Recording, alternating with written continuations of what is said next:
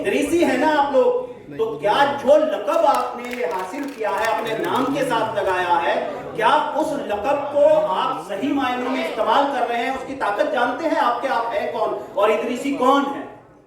इदरीसी की निस्बत हजरत इदरीस अलैहिस्सलाम से हम लोगों ने अपने नाम के साथ, तो क्या हमने वो काम किए जो हजरत इदरीस अलैहिस्सलाम ने हमें बताए थे, जिनके नाम को हमने अपने नाम के साथ जोड़ा?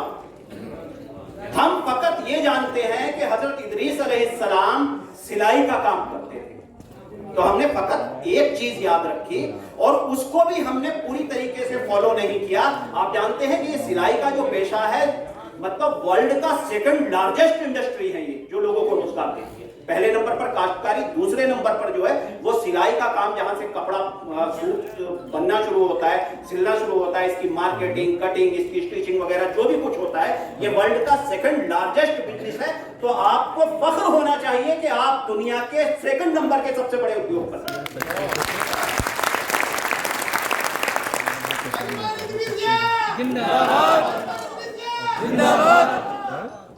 दूसरा, हजरत इदरीस अलैहिस्सलाम ने इजाद की थी कलम। दुनिया में सबसे पहले अगर लिखने की शुरुआत हुई तो हजरत इदरीस अलैहिस्सलाम के ज़माना मुबारक से सबसे पहले लिखने पढ़ने की शुरुआत हुई।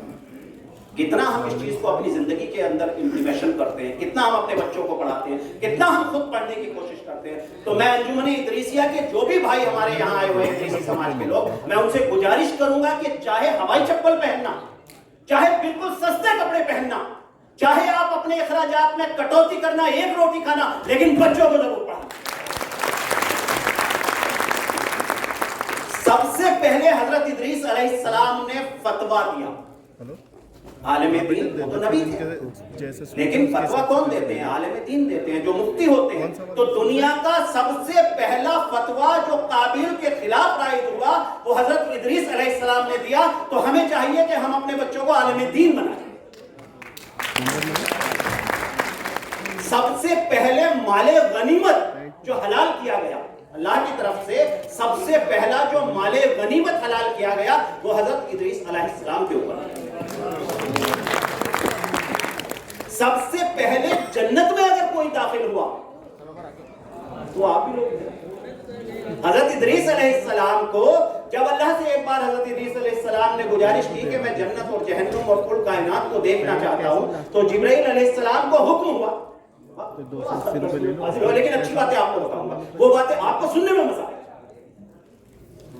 तो जिब्रील अलैहिस्सलाम को हुक्म हुआ कि मेरे नबी को लेकर के आया जाए जन्नत। तो जो जहन्नुम के दरोगा थे अब्दुल मालिक, उनसे मुलाकात हुई, जहन्नुम का दौरा हुआ, कई आसमानों का दौरा हुआ, और जब जन्नत के अंदर दाखिल हुए और वहां घूम चुके, तो जन्नत के दरोगा रिजवान ने हजरत इदरीस अलैहिस्सलाम से कहा कि अब तो घूम चुके हैं, अब चले जाइए। तो हजरत इदरीस अलैहिस्सलाम ने जवाब दिया कि अल्लाह का फरमान मुबारक है कि जो एक बार जन्नत में दाखिल होगा वो बाहर नहीं जाएगा। जो एक बार जन्नत में दाखिल होगा वो बाहर नहीं जाएगा। तो इदरीसी तो शुरू से ही बड़े बुद्धिमान होते हैं। कल एक सज्जन बता रहे थे कि दिमाग कम नहीं होता इदरीसियों के पास। जो एक बार जन्नत में दाखिल होगा वो बाहर नहीं जाएगा। अल्लाह के रसूल सल्लल्लाहु अलैहि वसल्लम जब मेराज मुबारक पर गए थे तो चौथे आसमान पर, उलेमा हजरात तमाम यहाँ बैठे हुए हैं, चौथे आसमान के ऊपर जो है वो हजरत इदरीस अलैहिस्सलाम से मुलाकात हुई। तो आप तो वो हैं, क्यों एहसास कमतरी का शिकार है? अगर हमारे भाई जो गांव में गुर्बत की जिंदगी जी रहे हैं, कई बार लोग, मैं पश्चिमी उत्तर प्रदेश से बिलोंग करता हूं, तो बुरा मत मानिए मेरी बात का, मैं ये एक सीख देने की नियत से कह रहा हूं। लोग कहते हैं जो बड़े बड़े ऐसे मतलब गांव में होते हैं, गांव में जो कद्दावर लोग होते हैं, अरे ये जा गया है दबची, तो मैं वही जबान इस्तेमाल कर रहा हूं। तो वो नहीं है, हम तत्वर हैं। हम हमारे गांव में फकत हमारा अकेला घर है और हम 2 बार प्रधान रहे हैं। वो आज भी छोटे भाई डॉक्टर साजिद हुसैन प्रधान यहाँ पर। आप अपनी ताकत को जब तक पहचानेंगे नहीं तब तक आप ना खुद कुछ बन सकोगे, ना अपने बच्चों को कुछ बना सकोगे। आप कौन हैं? आप तो वो है परमवीर चक्र विजेता, जिसके कदमों में इस देश का सबसे मजबूत आदमी झुक करके ये कहता है, रसूलन बीबी के कदमों में, परमवीर चक्र विजेता वीर अब्दुल हमीद की बेवा के कदमों में झुक करके जिस देश का प्रधानमंत्री ये कहता है कि मां मैं तेरे चरण छूकर ये कहना चाहता हूं कि मैं उस धामुपुर की जमीन छूना चाहता हूं जहां पर मीर अब्दुल हमीद का जन्म।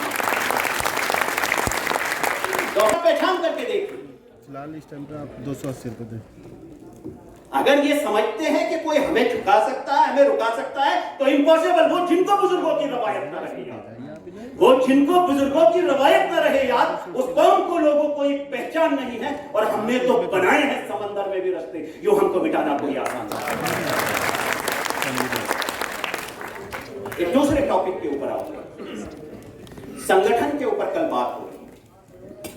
आदरणीय इंजीनियर अहमद मोबीन साहब ने कल हमें एक एजेंडा दिया था जिसमें 2-3 एजेंडों के ऊपर बात हो गई थी।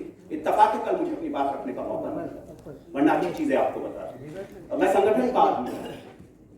अगर हम संगठन को उस तरीके से फॉलो करेंगे तो हमारी एक मजबूत टीम खड़ी हो जाएगी। पहले हम जो हमारे बुजुर्ग हैं, जो लोग एक्टिव हैं, जो रिटायर हो गए हैं, जो फ्री हैं, पैसा होना बड़ी बात नहीं है, वक्त होना आज के दौर में बड़ा बात है। जिनके पास वक्त है हम उनको पैटर्न बनाते, जिला संरक्षक बनाते, उनको पैटर्न बनाए, जिला संरक्षक बनाए। जिला संरक्षक 1 भी बनाया जा सकता है और 10 भी बनाए जा सकते हैं। उन लोगों को अलग अलग तहसील में, अलग अलग गांव में, अलग अलग जगहों में संरक्षक बना सकते हैं।